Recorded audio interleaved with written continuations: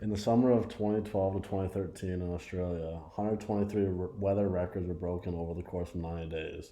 70% of Australia was suffering from a heat wave. These heat waves caused bushfires across the southern range of Australia, including the Illawarra region, as well as parts of the central West Plains, such as the Tasmania. Shortly after, severe rainfall caused extreme flooding all over the east coast of Queensland.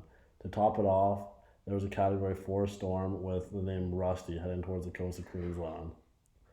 The extreme events were related to a shift in the climate system, which contains significant more amounts of heat when compared to 50 years ago. The shift in global warming caused the extreme heat, which caused the bushfires. Luckily, the rains put out the bushfires, but due to how dry the landscape was, the rain never absorbed into the ground, causing extreme runoff.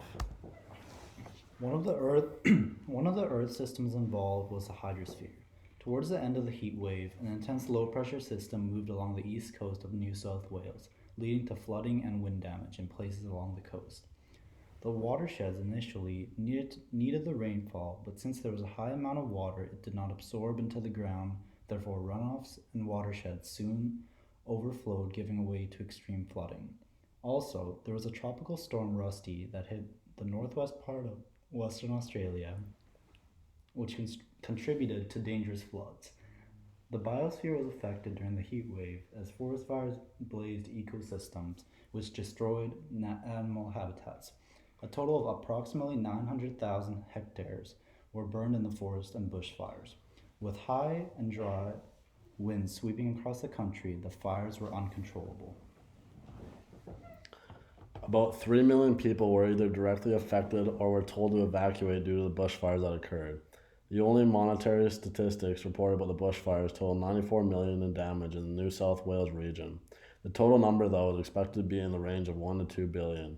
Luckily, the bushfires stayed clear of civilization for the most part, with only a couple of neighborhoods getting affected. As far as flooding goes, the people located towards the shore of Queensland were financially affected the most. This includes local businesses, houses, tourist attractions, and so on. The people of Australia respond to this major change by staying indoors and staying hydrated. Some other coping techniques that could be used include eating more frequently and avoiding large meals. Large meals are more difficult to digest, which spikes internal body temperatures to aid digestion. Another tactic could be wearing light colored, loose clothing to keep cool.